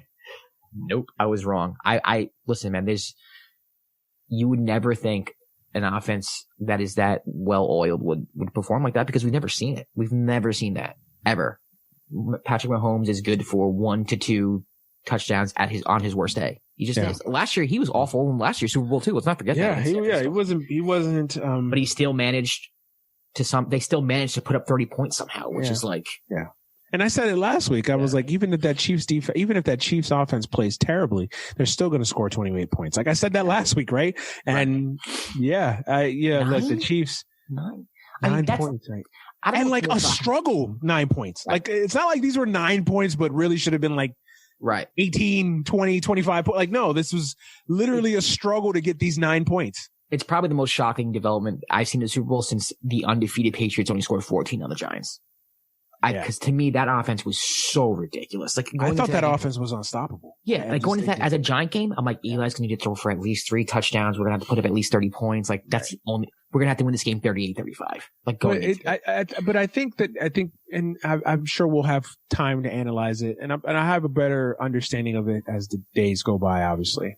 But I feel like this is also kind of a microcosm on Andy Reid, because I think he went away from the run too early. I see, like when your quarterback is under gun, under fire, under pressure, as much as the end of the game, you got to establish the run. You got to switch it up a little bit. You got to get him out on the run. And I know he tried to run a little bit, but look, you give Tampa's defense credit. They just, everything that the Chiefs tried to do, they just had an answer for. That being said, you got to think of something. I mean, you got to run the football there. I mean, Clyde Edwards-Helaire is there. I mean, where's Le'Veon? You got Le'Veon on the team. Like, run a screen. Run a screen. Yeah, run a screen. Do something. Like, if the defensive line's getting to you that quickly, run a screen, bro. Like, just do something. Try to switch it up a little bit. It's just like they never had an answer. They never even adjusted. It was just, that's what really concerned me about that performance. It's just like, they just literally, it just felt like they got punched in the mouth and they just didn't know how to respond. It's like they were shocked. They were shell shocked that a defense had an answer for their offense. I couldn't even tell you what the adjustments they made. If I'm thinking about it, I mean, whatever adjustments they made, it didn't work. So that's why they ran the ball more a little bit in the second half. Like, CEH had a couple of like nice runs, like to start the second half. But to start the game, I think they needed to run the football. That was where you set the tone early. You got to run the football, because Tampa set the tone early that they were going to get to Mahomes. They maybe we're not going to sack him. But they were going to pressure him. They were run a few trap plays, run a few screens. Yeah, exactly. Yeah. And I think the biggest credit that Tampa gets for this is they stopped Tyreek Hill. Like they contained him. He just did nothing. He did absolutely nothing. Like I think he had a couple big. Yeah. You play too deep the whole time, at least too deep the whole time, every single play. You keep everything in front of you. They chose, if anyone's going to beat us, it's going to be Kelsey. You have to choose between Tyreek and Kelsey. You just have to. And I was wrong. I thought that you almost let Tyreek go off and you try to stop Kelsey. I think Tyreek killed them last game. That's the thing. Right. So they had a game plan. Yeah. No. Yeah. I don't know what else to say about Kansas City, man. I just think they were just horrible across the board. I mean, honestly, they just were literally bad across the board. There was nothing about them that you could say, at least in the Rams-Patriots Super Bowl, you could say the Rams defense played a hell of a game. The offense let them down. In this game, the defense was terrible. Yeah. At Tyrann Mathieu, John at Brady, and they just looked out of character. The defense was bad. The offense was bad. The offensive line was terrible. Mahomes didn't play well. Andy Reid looked like he just was lost out there. Nothing else to say from Kansas City perspective. Like they just played like shit. And I don't think this is an indicator. Like I don't think this is a preview of what's to come next year and years coming. No, I just think they picked a hell of a time to have a bad game. If Kansas City was ever going to have a bad game, they picked the worst time to have a bad game against Brady, of course, and the Super Bowl. Yeah. That's just, there's just nothing to say. Like when a team plays that bad, like you can dissect why they did it, but it's just at the end of the day, Like, there's no good. Like we said this earlier, there's nothing good that we can say. Like, not one player we can point at and be like, well, at least he did something. I think Mahomes was running for his life. I think Mahomes, I don't think he was terrible. He wasn't great, but I think he did everything he could do. I think, at the end of the day, football's is one of the trenches. This is said a lot. Absolutely. Absolutely. You just cannot, you mentioned it last week, during our preview, how big of an issue is them losing their tackle. And I was just kind of like, yeah, it's an issue, but Mahomes can run. But it proved to be that, those type of things, man, they're huge deals. Like, if you cannot protect, you gotta win on both sides, on both lines. And then credit the Tampa O-line, mate. I came up as a football fan, believing old heads that taught me the game of football, and they told me you win both sides of the line of scrimmage. You win on the defensive line, you win on the offensive line. Right. If you can dominate on both sides of the line of scrimmage, that's it. Yeah, you're more times than not you're going to win. And I don't remember anyone. Was there a play that was made from Kansas City's defense, defensively? I saw the goal line. Frank Clark got a sack. The Frank Clark got a sack. I think in the second quarter or late first quarter. Yeah. And the goal other than that, I nothing else. Again, there's nothing to point to. They just played terribly. On Mahomes, how much of this, because Mahomes has had a charmed ride, man. He had a brilliant first 3 years in the league, MVP, rookie of the year, Super Bowl ring. He's had a charmed existence, right? And this is kind of the first time now that, I think you could start maybe saying hey, he didn't play well, it's fair. It's fair. Obviously I'm not going to sit here and tell you that Mahomes is overrated or we should kill him no, but it's 2 Super Bowls. They won 1. And if I'm going to be fair, when I talk about Tom Brady and his legacy in the Super Bowl and not playing well and winning a Super Bowl, let's be fair. Mahomes also, first Super Bowl he won, did not play well. Played well in the fourth quarter. He did. But, this is 8 quarters of Super Bowl. Mm-hmm. 7 of them, he's been bad. That's true. So, that's true. I gotta be honest, man. He's someone who I looked at and I'm like, he could be the greatest of all time. And, I'm not saying that titles, I think if you hear me talk about Brady, I make it seem like titles don't count for something. I just don't think they're end all and be all. I think there is something to say about someone who does show up in the clutch or in big time situations. Yeah. And, I'm interested to see, because Mahomes, he's going to get to another one. I would be shocked if he doesn't make another Super Bowl. It's interesting to see how he plays in his next Super Bowl, because if he plays poorly in that Super Bowl, then it's kind of like, wait a minute, what's going on here? Yeah. This is something. Right. So, I'm very interested. I don't think he deserves, I won't say any of the blame. I think it's just evenly split between everybody. I think Andy Reid got out coached. I think Patrick Mahomes didn't play well. I think the offensive and defensive lines got punched in the mouth and didn't do anything. The Chiefs defense was awful. Yeah. There were drops on the skill. It was just, there's enough blame to go around for everybody, which in a way kind of bails Mahomes out a little bit. Yeah. I'm with you. Yeah. It's been 7 quarters in the Super Bowl and he's played badly. He's been 8 quarters in the Super Bowl. He's played badly in 7 of them. Absolutely. I can't deny it. Look, is this totally on Mahomes? But he didn't play well. I got to be fair. No. We try to be 100 on this show. This is not embrace debate. We're going to run the narratives. I think we want to be completely 100% honest with you guys. And it's Mahomes didn't play well. I'm going to give him a little bit more grief than it sounds like you're going to give him. Not a much. We're pretty much synonymous. We're pretty much succinct on our thoughts. Yeah, he had to play better. But it wasn't like, it was just he just didn't have time. He just didn't look right. Again, I don't know how much of it was the foot. I'm not going to even bring up the injury. Honestly, I'm not, because at the end of the day, he played and he looked terrific. It looked like the foot didn't bother him against Buffalo. So I can't really then say now, he was injured. I'm not doing that. I hate when he didn't look unhealthy to me. He did not look unhealthy. Yeah, he looked rattled. He looked confused. He looked like a guy that has just gotten away with doing whatever he wants on the football field at any given moment. He had an answer for everything. And this was the one time in his career he didn't have an answer for something. Right. And he just didn't play well. And, because this is the worst game I've ever seen him play. Even games that they lost, I've never seen him play a bad game. I've seen him not play as great one week to the next per se, but I've never seen him just have a flat out you never walked away from the TV wow, Mahomes is bad today. Yeah, he was just bad today. And, there's always some redeeming thing that he did. Right. A throw, a play, something, right? And he didn't have that. Just didn't have it. Yeah. He just looked confused. He looked lost out there. And again, credit to Tampa's defense. because for much of that. But yeah, Mahomes has got to play better. And he knows that. He's got to play better. I don't like Chris Jones after the game basically calling out the officials. That's not the reason you fucking lost, you clown. Oh, he did? I didn't show up. That Chris Jones now. I got to hear the Chris Jones. Jones now. Really? That defense that didn't show up at all. Fuck out of here. Give me a break. That's the reason why the defense didn't show up. Stop it. I hate that. Like, no, take your ass whooping like a man. You lost. You got beat. You got outplayed. You didn't show up. And look, I'm just reading the Bleacher Report clip. I didn't watch the whole preview. He probably did give credit to the defense. I'm just saying, I don't like that. Don't bring up the officials. That's not the reason you lost. Look, were there some bad calls? Yes. Look, there's bad calls in every NFL game. Every NFL game. Since the beginning of time, there have been bad NFL calls. Bad calls by the officials. In every game. Some of them decided games, some of them didn't. But there's been bad calls in every game. Yeah, I just hate that. To me, in a game where you lost 31-9, don't bring up the officials. Please. In a game where your record-setting offense, you didn't put the ball in the end zone, you lost. You lost. Yeah. You lost. Yeah. So I mean, I think that's pretty much it as far as the Super Bowl, the actual game goes, man. I don't know where else to really go from here. It's interesting because we've seen teams we've seen teams in the past lose the Super Bowl and then come back next year and kind of have an iffy year. San Francisco being the latest team. You don't think around for a while. Chiefs? Yeah. No, I just have to throw it out there. Chiefs are gonna be around and around. Yeah. I know. I don't doubt that. Chiefs are going to be all right. They'll make, hopefully this offseason they draft some linemen because God damn it. Jesus. Hey, they need some new guys in that room. Let's just put it that way.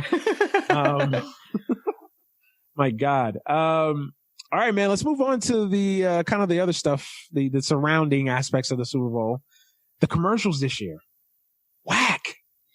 I think they get whacked every year, man. Like I think they get there wasn't one commercial where I was just like, oh, that was funny. Some years are better than others. Some years are better than others. I would agree with I can't remember a year where I was they've been falling off the last couple of years, but I would say last year felt a little. I can't even remember last year, so I'm not even gonna go there. But I don't remember any year. To be honest, they've all been forgettable. I remember commercials. I just don't remember what years.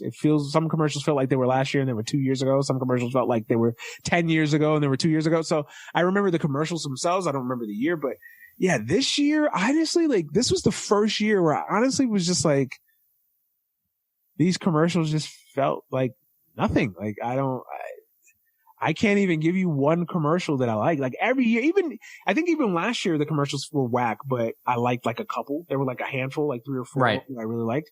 This year I think I can give you like one commercial I liked. It was the M&M's commercial. I didn't like any of them. Really? Yeah. And matter of fact, a few of them like got to me where I was like, this is probably one of the worst. The Shaggy one? The Shaggy one was awful. Oh, cringe. I was embarrassed. I was embarrassed for that commercial. Really? Like I was watching it. And I was just like, this is like, what is this? What are they doing? Like I was like panicking watching it. I just literally sat there like this. Like, what are you doing? Don't do that. Don't do that. Oh my God. Don't. Yeah. The Jeep commercial to me was the worst one. Jeep.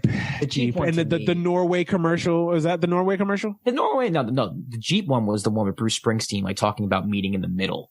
Oh, okay. Yeah. Because to me, that's my least, that's like the logical fallacy that pisses me off more than anything, where it's like I understand you're trying to unite a country. You're trying to like I think it comes from a good place, but don't tell me I need to meet in the middle with people who disagree with me on certain things. Cause I'm not. Do we need to meet in the middle? Hey, Bruce. And again, I love Bruce Springsteen. You know, I don't need to meet in the middle on Black Lives Matter. I'm not meeting in the middle of Black Lives Matter. We can meet in the middle on whether rich people should be taxed or not. You know, we can meet in the middle of taxes. We can meet in the middle of things like that. Policy perspective, we can meet in the middle.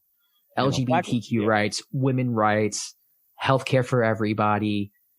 Save climate change. I'm not meeting in the middle. Like, no. And then also when the middle is in the middle of Kansas.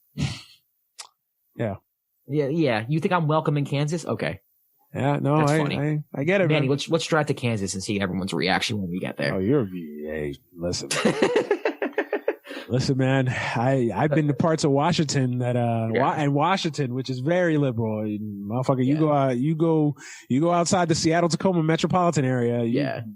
So some places that I'm like, I'm not going to stop for I get it, man. Like, for me, it's like, I get they're trying, and the slogan at the end, Reunited States of America. It's like, what world are you living in, man? We literally just had people surge the Capitol because they think the election was stolen and that Democrats are running a sex trafficking ring.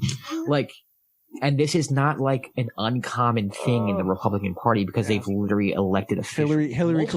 Hillary Clinton's got some 13-year-olds locked in her basement. Yeah. Come on, bro. Like you can be like, this is fringe. It's so fringe that we have actual multiple, not just one, multiple members of Congress who believe in this and push this during their campaigns, and people voted for that. So for me, it's like, I'm not meeting in the middle with this. Like, I understand the call for unity. I wish we were united as a state, as a country. It would be great. It's a nice utopia to have in mind. But those messages reminds me of just my centrist friends who always try to equivocate issues. And it's like, sometimes there's right and there's wrong. You know, if I'm saying 2 + 2 is 4 and you're saying 2 + 2 is 8, I'm not meeting in the middle and saying it's 6, period. I'm not budging. Like, you got to come over. I'm sorry. So those type of messages, I get where they're coming from. I think it means well, but at the end of the day, it pisses me off because I think this is how we got, into the position that we're in right now. It's because we gave validity to some messages that didn't deserve validity. That's all. No, you're absolutely 100%, man. I can't even, not even going to bring anything else up because you're right. Yeah, I remember that commercial. That's cringe. The Norway one was like, the Norway one, like I saw a tweet earlier, which I wish I could remember who the person tweeted it, but he was like, you know what one thing Norway is better at us? Healthcare. I mean, Norway is kind of what we're pushing for. Yeah, like, right. Like I would kill to be Norway. I would kill to be Norway, Sweden. Yeah, Norway, Sweden. I would kill to be those countries. But hey, I'm glad they just make better cars than we do. Wonderful. The commercials were bad. Again, other than like the M&M commercial. Yeah. Just all of them. Just and the Matthew McConaughey one, the Doritos. Yeah. One. That one was cute. That was okay. That one was fine.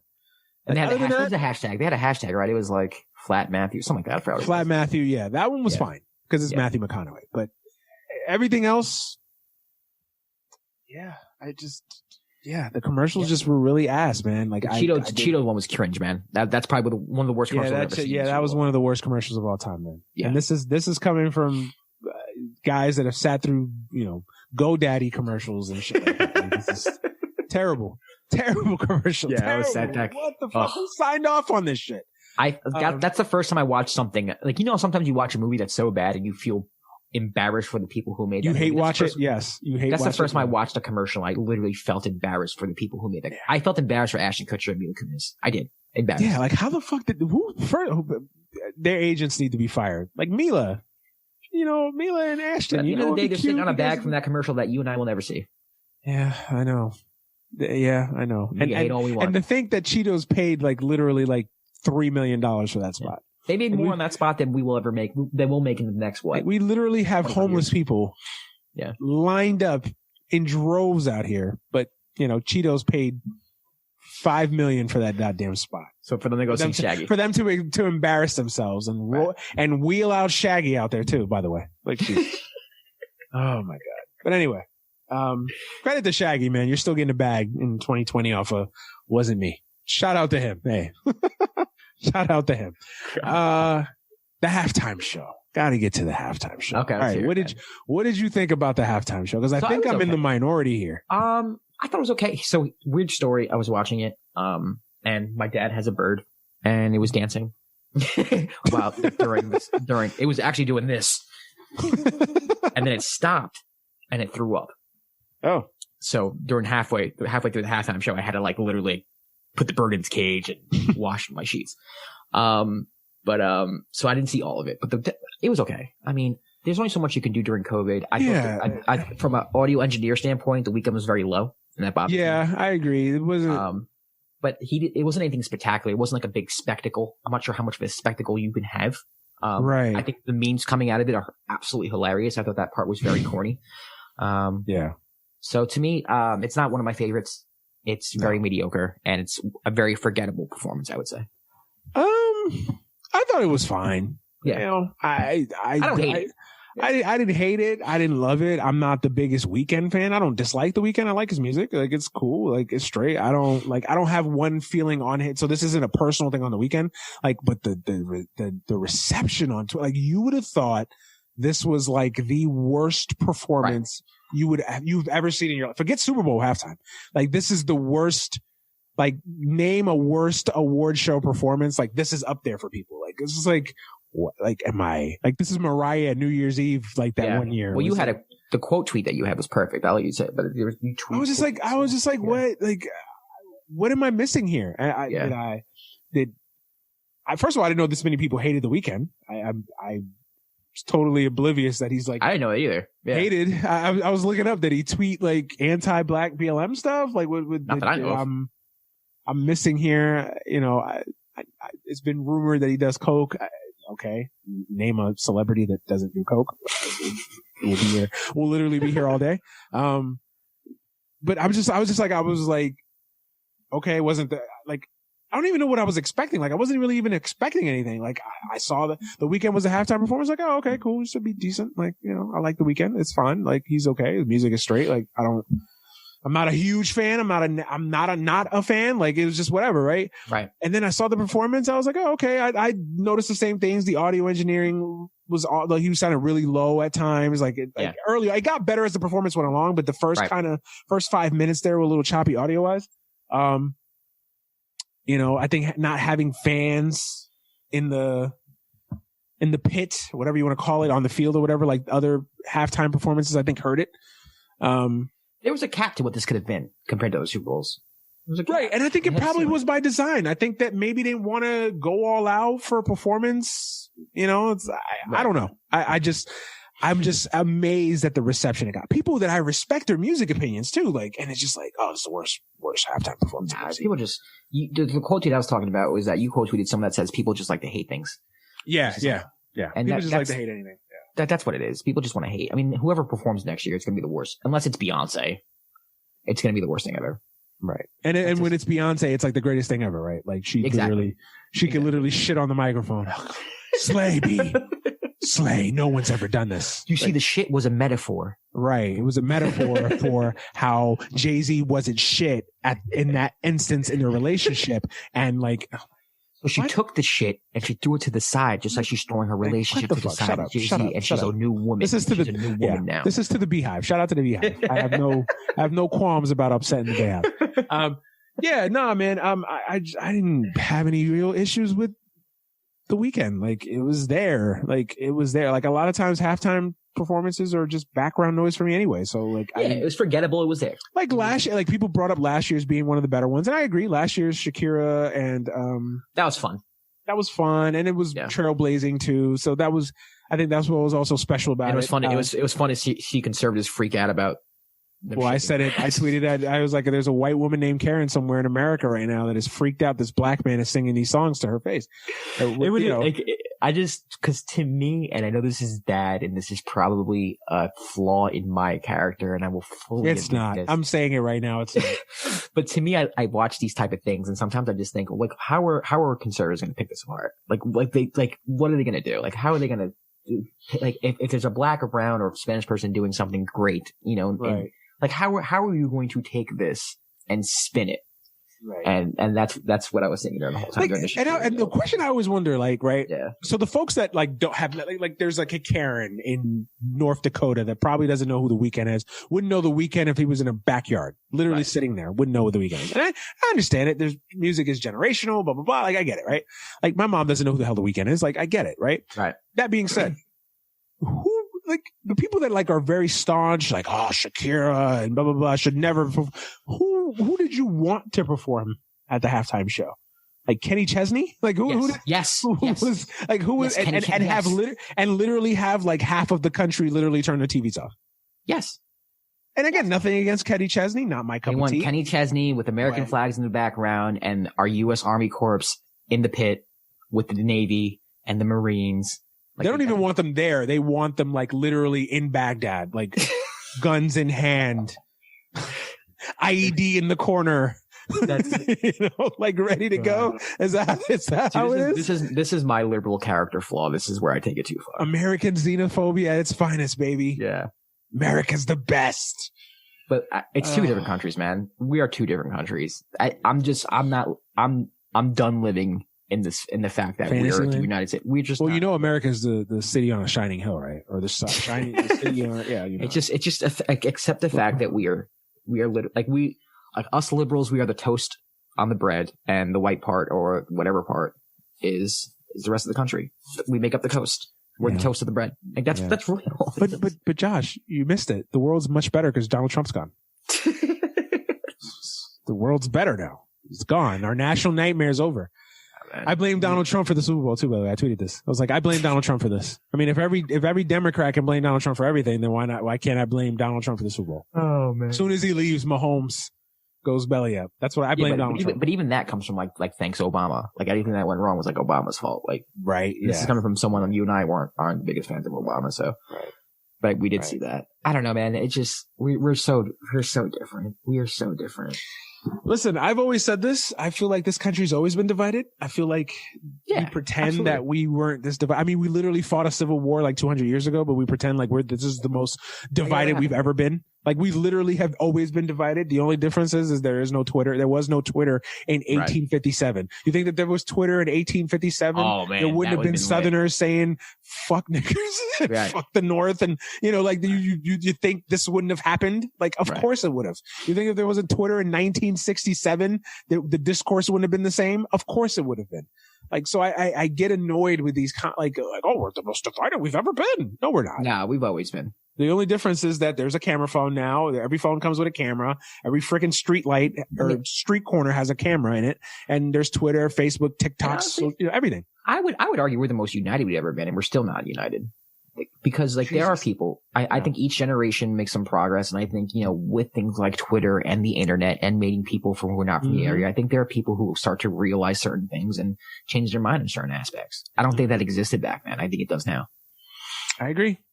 And with that, we are still two different countries, like not even close. Yeah, man. Oh man. But yeah, I was just trying to sit there and figure out like what, like people attacking Jay-Z. Is this what your NFL played Jay-Z for the week? I'm like, I saw that too. Are we watching the same halftime show? Like what again? I didn't think it was I didn't think this was Michael Jackson in 1992. By no means. But this wasn't terrible. Like what did I miss here that this was so bad? This was so awful. Like again, not the greatest halftime, forget halftime, not the greatest performance I've ever seen. I've seen many perform. I've seen The Weeknd perform and he was 10 times better. So I get that, but it wasn't terrible. It wasn't like the worst thing ever. Look, I just think I think a lot of it was people just pissed off at the outcome of this game, and The Weeknd was the person to just vent to, I guess. I don't know. This game sucks. Yeah. Fuck The Weeknd. Yeah. Get off my team. Okay. Look at The Weeknd with his fucking cut afro. fucking guy here. Like what? Okay. All right. Yeah, man. Disappointing Sunday, I would say. Very disappointing Sunday. I expected a way better game, more competitive game than we got, and it was buzzkill that we didn't, right? So, yeah. Any final thoughts on tonight's game? Nah, man. I mean, NFL got through a whole season, despite hundreds of players getting COVID and a lot of postponements, and I'm very hypocritical, and I will admit this. I'm very hypocritical in the sense that I want our country to do better with COVID protocol. I want our countries to, to do the right things when it comes to staying at home. And, but at the same time, I turn on the TV every Sunday and watch football, so I admit that I'm a hypocrite about that. We all are, man. We all are. It's still one of those things that it's unfortunate that I feel very fortunate. And I think the NFL should feel fortunate that they didn't have a player that seriously was a big damaged or affected by Nobody COVID. Died. But at the same time, we don't know if they affected other people who died. Like that's the thing about COVID. It's like you might get it, but you might have given it to a grandma on the way to the stadium and not even known it, and she passed away. So it's a hard thing to measure. I for one, I've always said that I don't think the sport should come back until this thing is like at least on its way down. I agree. But at the same time, like I said, I'm a hypocrite. And, I was watching the Super Bowl and I was watching, thinking about COVID and I wasn't I was enjoying it. And, so I just hope that for next season, we have fans back in the stands, and that's because we've done a better job as a country as, getting our act together. Let's hope. So. Yeah, let's hope. Well said, man. I agree with you. Yeah, I guess kudos for the NFL, for getting through a season. I guess, but it's like they limped to the finish line, but they got there. They got lucky. But they got there, at the end of the day, they got there. So that's all that matters. It's kind of like the Tom Brady thing. It doesn't matter how many receptions you threw. You got there, you won. That's all that matters. Look, I've given up on the whole COVID thing. Do I think all sports should not be playing right now? But I'm also a hypocrite because there I was yesterday with my Duke Carolina, Duke hat, dreading another Duke loss this year. So I'm a hypocrite just as much as anybody else. Look, and look, it's easy for me to say, yeah, go ahead and lose $7 billion. That's not my money, so it's easy for me and you to sit here and say, yeah, there's going to be no sports this year, but we're not the minor leagues, or we're not the 67th guy on a roster that's making $500K that probably won't get to see that because, the league's shut down. So yeah, it's easy for us to say that, but look, with the COVID thing, I just think leagues just, like everything else in this country, man, we just got to plow through it. Hopefully this vaccine is working. I know some folks that have gotten it. So far, so good. No issues to report, at least on the folks that I know that have gotten it. And just hope and pray this vaccine works and we can get back to normal, man. I think the quickest we can get back to normal from a sports perspective and having fans in the stands and just as a country in general, just getting back to normal, the better we'll be. So yeah, I guess kudos to the NFL for getting through it. Just a weird season, man. Weird season across the board, but they got through it. A deserving champion won the Super Bowl. I don't think you can sit there and say, "Oh, this is an asterisk championship." No. 16 games were played. It's not. 4 or 5, playoff games were played, and the Super Bowl was played on time. Like everything happened. We even added more playoff teams. Yeah. So everything went the way it was supposed to. So kudos to the NFL, I guess, for that. If I'm ever going to give the kudos to the NFL, let's give them credit for at least surviving this season. So credit to them, man. So yeah, Tampa Bay Buccaneers are your Super Bowl champions, unfortunately or fortunately, depending on who your rooting interest is. Tom Brady's got 7. So yeah, with that, man, I think we can wrap it up. As always, man, thank you guys for listening. Thank you guys for subscribing. You can find the show anywhere: iTunes, Apple, iTunes, Spotify, Google, Stitcher, anywhere where you can find podcasts. We are there. Josh, plug the Dime and everything that you got going on your end.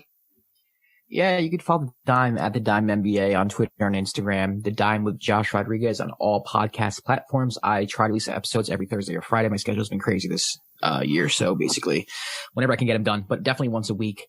It's a basketball podcast, NBA podcast. It's now NBA season. Ladies and gentlemen, the NBA stands alone up until we can focus our attention on some basketball in the coming weeks. So a lot to talk about in that regard. Yep. Man, make sure you go follow and first of all, make sure you go subscribe to the Dime and listen and support and leave a like and a review and all that good stuff. Leave a like on this podcast, man. Drop a review, a like, all those things, man. It really helps the podcast grow, helps us grow. Same thing with the YouTube channel as well. We'll try to get more consistent on posting videos and stuff on there as well.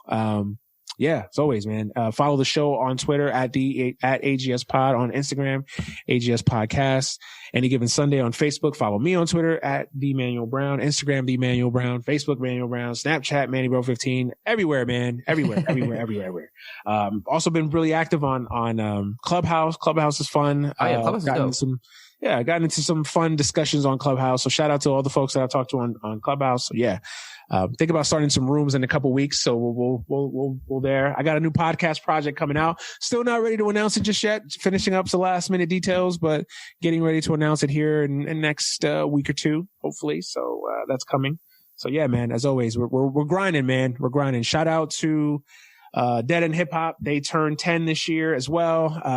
The wonderful show that allows us to bring this platform and this show to you guys, Dead End Podcast Network. So shout out to Dead End Hip Hop, the first in the long line of shows and stuff on that network. So yeah, shout out to them, man. 10 years. Started out as a lowly little YouTube channel, and they've built a lot of shows, 20, 25, 30 some odd shows, YouTube, just constant stuff. So yeah, shout out to them, man. Shout out to everybody. You guys know who you are. Shout out to them, man. But yeah, that's enough of me blabbering.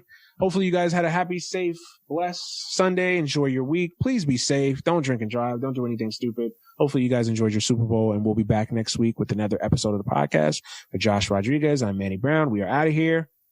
Peace.